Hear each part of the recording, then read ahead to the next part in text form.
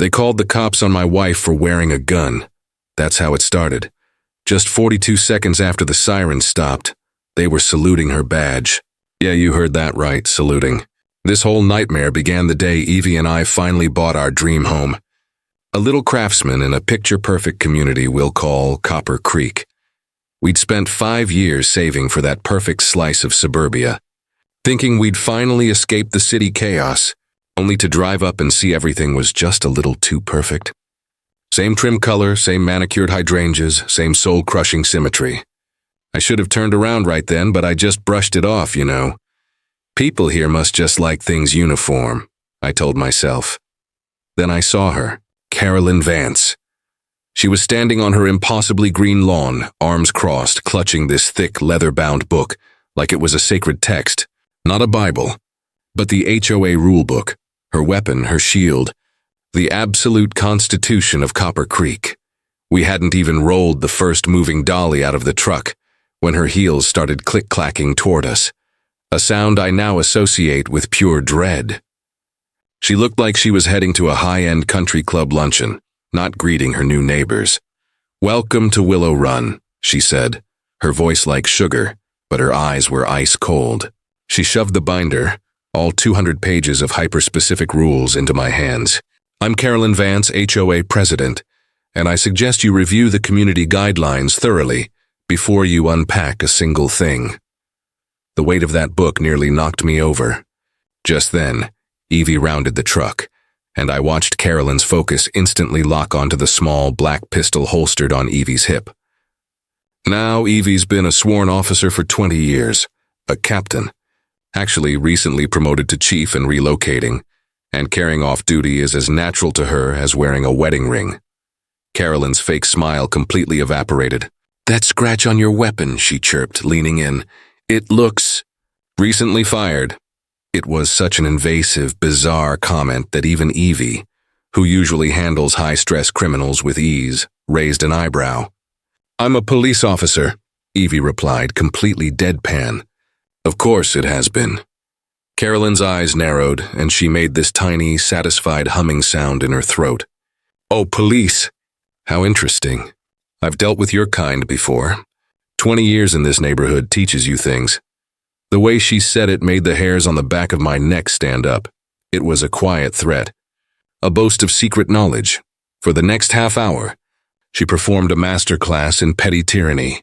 She cited our grass height, which was too high, our moving blankets, which were the wrong shade of blue, and when she got to the fence regulations, she actually pulled a tiny silver tape measure from her purse and measured the height of our perfectly compliant fence. She frowned. This might be a safety problem. She also made a point of noting our pizza delivery guy. Yes, a pizza delivery, saying, "Fast food deliveries are strongly discouraged. They lower property values." Evie just stood there, her police intuition buzzing. She'd faced murderers and cartel bosses, but this suburban tyrant had her completely on edge. That night, unpacking in the garage, I found this yellowed, forgotten document tucked behind a shelf. At the bottom, nearly faded, were the initials, CV Police Department. I showed it to Evie. "CV? Carolyn Vance?" Evie frowned. "Maybe. I'll do some digging tomorrow. Something about our new neighbor doesn't sit right with me." What she found the next day started a snowball that turned into an avalanche. Day 3, morning coffee, and there she was again, click-clacking up the driveway with a skinny guy in a cheap suit carrying a clipboard. "Good morning," Carolyn purred. "This is Ken from the HOA Safety Committee. We've completed our initial inspection." Inspection? Before I could object, Ken thrust a document into my hand. It was an official-looking citation for multiple safety violations, the main one being our fence, which, they claimed, didn't meet newly updated safety standards for properties with law enforcement residents. The bottom line made my coffee mug almost shatter. Mandatory fence replacement within 30 days. Estimated cost, $50,000. $50,000? For a fence? I sputtered. Carolyn's smile widened. "It's for everyone's protection, Mark. Fortunately," she said, pulling a glossy brochure from her purse, "we have a pre-approved contractor. Secure Home Solutions. They are the only company certified to work in our neighborhood. Ken nodded enthusiastically beside her, but kept glancing at Carolyn like a puppet waiting for its cue. The threat was clear. Use their contractor or pay a $500 a day fine until we comply. Later, I found our neighbor, old Mr. Peterson, watering his lilies. He looked around nervously, then whispered, "Just pay it, Mark, trust me." The Harrisons tried to fight her last year. They ended up having to sell their house. But I wasn't the Harrisons, and I was absolutely not going to roll over. I spent the afternoon digging. The Secure Home Solutions website looked professional enough, but all the testimonials were from Copper Creek residents, and they sounded identical. Then I found the business registration. The company was owned by an L. Vance. A quick cross-reference revealed that L. Vance was Laura Vance, Carolyn's maiden name. The business was registered to a property owned by Carolyn Miller. She was running a shell company, using the HOA to force residents to hire her company at criminally inflated prices. Evie got home, looked at the documents, and her expression grew dark. "This is textbook fraud," she said quietly. I expected her to call the district attorney immediately. Instead, she just looked at me, a tiny hard smile on her face. "You want to fight back, Mark? Fine, but if we do this, we do it my way." "Your way?" I asked. "I mean," she paused, her cop eyes blazing. "We document everything. Every interaction, every threat, every falsified document. We build a case so airtight that when it finally breaks, she won't know what hit her. But first, we play along. We make her think she's won." That night, Evie showed me her deeper findings. That B. Miller from 20 years ago. The one who tampered with evidence? That civilian assistant was named Carolyn Miller. She was fired, never charged, but the case went sideways. I have a feeling we've only scratched the surface, Mark. This isn't just about a fence anymore. Day 5 and Carolyn escalated to social warfare. She started live streaming, playing the concerned suburban mom whose life was being threatened by the gun-wielding new police chief. "I found out he was recording me secretly," she sobbed into the camera. "I heard my own voice on a recording he was playing." The genius was how she mixed a tiny bit of truth. I had recorded her with mass insinuation. Within hours, she had a mob of thousands of followers convinced we were abusing power. The hate mail, the texts, the online rage, it was overwhelming. Then she made her mistake. Someone in the comments asked about the fence issue, and Carolyn, high on the attention, started bragging. "I've been protecting this neighborhood for 20 years. I know how to handle people who think their badges make them special. There was this one case." She caught herself, but not before I screen recorded her slip-up. Evie leaned in, a slow, cold smile spreading across her face. "Oh my God, Mark. I think Carolyn just confessed to a felony on a live stream." Evie was suspended the next day, pending investigation. 20 years of perfect service, and some suburban con artist managed to end it with a few tears and a fake social media campaign. I'd never seen Evie cry before, but she sat at the kitchen table, tears rolling silently down her cheeks. The attack on her integrity was the only thing that could find a crack in her armor. But the neighbors, Mr. Peterson and others, they finally found their courage. They showed us their own records, videos dating back years documenting Carolyn's financial extortion. That's when we saw it.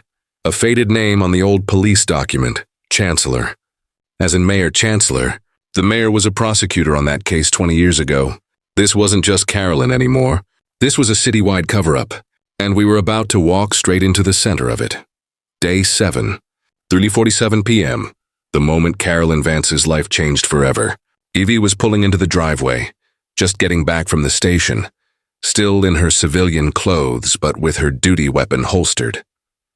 She bent down to grab the mail, and as her jacket shifted, the holstered gun was momentarily visible. That was all Carolyn needed. She burst out of her house, phone already recording. "Oh my God," she shrieked, loud enough for the entire street. "She's threatening me. She's brandishing a gun at me." The theatrics were Oscar-worthy. She was dialing 911, her voice trembling with manufactured terror. "Please hurry. She's a rogue police officer. She's escalating to weapons." 3 patrol cars came screaming around the corner, lights flashing, screeching to a halt. Officers poured out, weapons drawn. "Drop the weapon. Hands where we can see them." The lead officer, a young rookie, had his handgun trained on my wife, his hand shaking slightly. Evie froze, hands slowly rising, a mask of calm. "I am a police officer," she stated evenly. "My badge is in my back pocket. I am going to move very slowly to show you." The rookie screamed louder, "Don't move! Drop the weapon first." The tension was electric, neighbors spilling out, phones filming everything. Carolyn was positioned perfectly, capturing her own victim act. Then a veteran officer, Sergeant Jones, pushed past the rookie. He approached Evie carefully. "Ma'am, I need to see that badge." Evie slowly reached, held it out. Jones took one look, and his face went sheet white. "Oh, hell," he muttered, then yelled, "Everybody stand down. Stand down now. This is Chief Evie Reed, the Chief of Police." The transformation was instant. Weapons lowered. Faces went from aggressive to horrified. The rookie looked like he was about to faint. Sergeant Jones turned to Carolyn with a look that could have melted steel. "Ma'am, did you just call 911 to report that the Chief of Police was threatening you? Our new boss?" The cameras, dozens of them, plus Carolyn's own live stream, captured every second. Carolyn's face went through the stages of grief, and then settled on something calculated, a malicious smile. "So you're the new boss," she said, her voice carrying clearly. "Using your position to intimidate civilians. This is exactly the kind of abuse of power I've been documenting." She was good, I had to give her that. Even caught making a false report, she was spinning it into a deeper conspiracy. But she made the one crucial mistake. She assumed Evie would react with anger, defensiveness, or retaliation. Instead, Evie smiled, a true, cold, controlled smile. "Sergeant Jones," Evie said calmly, "please take Mrs. Vance's statement. Document everything. Her call, her claims, all witness statements. I want everything done completely by the book." She looked directly at Carolyn. "Mrs. Vance, we're going to document everything thoroughly. Every interaction, every claim, every piece of evidence. We want to make sure the truth is absolutely clear." Carolyn's smile faltered. This wasn't in her script. Day 10. City Hall was packed for Mayor Chancellor's press conference, called to address concerns about police conduct. Evie and I had shared everything with an investigative reporter named Diane. The mayor started his boilerplate speech. Then Carolyn took the microphone, dressed in a conservative blue suit, looking every inch the concerned citizen. "Chief Reed has abused her power from day one," she lied. "She's used her position to threaten and intimidate anyone who dares to question her. I demand her immediate termination." Then Diane stood up. "Mr. Mayor, Diane Chen, investigative reporter. I have a question for both you and Mrs. Vance." The mayor's smile tightened. "Mrs. Vance," Diane pressed, "can you explain your connection to evidence tampering in case number 1847 from 20 years ago? The Marcus Washington case?" The room went silent. "I have documents," Diane continued, pulling out a folder, "showing you were the civilian assistant who last handled critical evidence in that case. Evidence that mysteriously disappeared, leading to an innocent man spending 15 years in prison." She turned to the mayor, and as the prosecutor on that case, "Mr. Mayor, care to comment on how evidence in your custody vanished?" The room exploded. Reporters shouted, cameras flashed. Then came the kill shot. "Mrs. Vance, can you explain why your husband, Roger, received a payment of $200,000 from a shell company linked to Mayor Chancellor just weeks after that evidence disappeared?" Carolyn cracked. Her suburban mask crumbled, revealing the cornered criminal beneath. "I don't. I never. That case was closed." Just then, Evie walked in through a side door, in full uniform despite her suspension. She cut through the noise. "Before anyone leaves this room," she said, her voice commanding the authority of 20 years, "the FBI has been investigating city corruption for the past year. Mayor Chancellor, they have some questions about those shell companies and the other 3 innocent people who went to prison during your time as prosecutor." The press conference devolved into total chaos. FBI agents swarmed City Hall. Mayor Chancellor was escorted out in handcuffs. But Carolyn, even as the world collapsed around her, was still fighting. She'd pulled out her phone and started live streaming one last time, screaming, "You're seeing a coup. Chief Reed is staging a takeover." The comments section, once her army, had turned into a mob of pure disgust. Sergeant Jones and another officer approached her with handcuffs. Carolyn Vance, you're under arrest for obstruction of justice, evidence tampering, and conspiracy to commit fraud. That's when she said the infamous words that would become a meme shared thousands of times. I'm the HOA president. You can't do this. I run this neighborhood. She was still screaming it as they cuffed her. But then, quiet Mr. Peterson, who'd lived in fear of her for years, pushed through the crowd. His voice was shaking but loud. No, you were the president. And you didn't protect us. You extorted us. It was like a dam breaking. Neighbor after neighbor started speaking up, sharing their stories of financial ruin and terror. That night, an emergency meeting was called. The physical 200-page rulebook, Carolyn's Twisted Constitution, was brought out, and in a scene out of a movie, they built a bonfire in the community fire pit and watched the whole thing burn to ash. 3 months later, Copper Creek is unrecognizable. Doors are purple, gardens are wild, and the mandatory $50,000 fence stands proudly, a monument to standing up to bullies. Carolyn got 15 years for evidence tampering and extortion. Mayor Chancellor got 20. Evie was reinstated with a commendation, and the state passed the Carolyn's Law limiting HOA power. Justice tasted so sweet, like a cold, crisp beer after a hard fight. Evie still carries her gun, still serves and protects, but now she does it for a community that finally stood up for her. You know what I learned? Simple. Never call the cops on the actual chief of police. But more importantly, never let anyone turn your community into their personal kingdom. The real Carolyn tried to sue us from prison, claiming emotional distress.